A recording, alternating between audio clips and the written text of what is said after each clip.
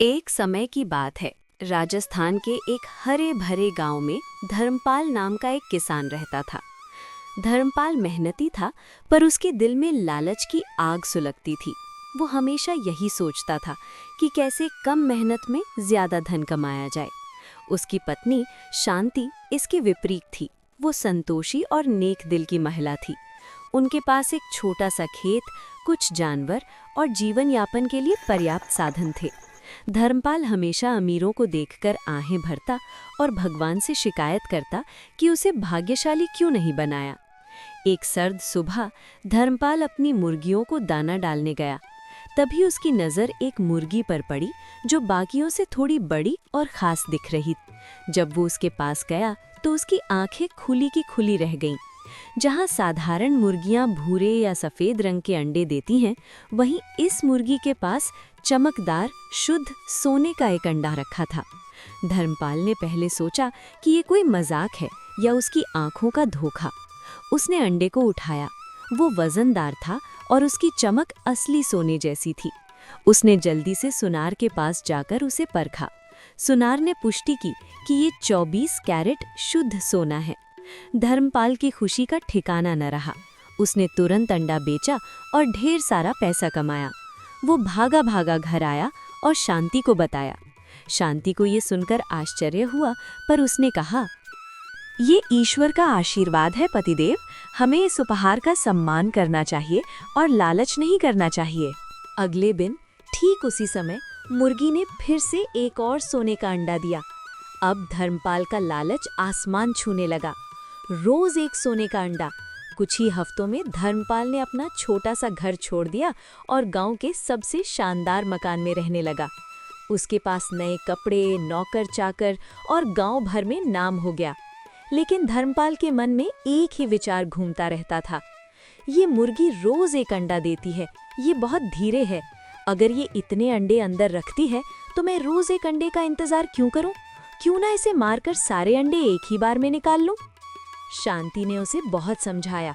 उसने कहा, स्वामी, हमें रोज जो मिल रहा है वो किसी चमत्कार से कम नहीं है।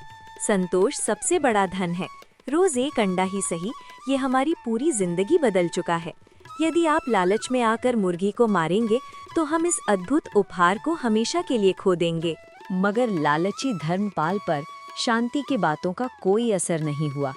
उसके मन में तो बस एक साथ ढेर सारा सोना पाने का जुनून सवार था। एक रात जब धर्मपाल ने और इंतजार न करने का फैसला किया, उसकी आंखों में सोना पाने की चमक थी, पर दिमाग पर लालच का पर्दा पड़ा हुआ था। वो चुपके से मुर्गियों के बाड़े में गया। उसने उस खास मुर्गी को पकड़ा और एक धारदार चाकू लेकर बिना कुछ सोचे समझे लालच के वशीभूत होकर मुर्गी को मार डाला।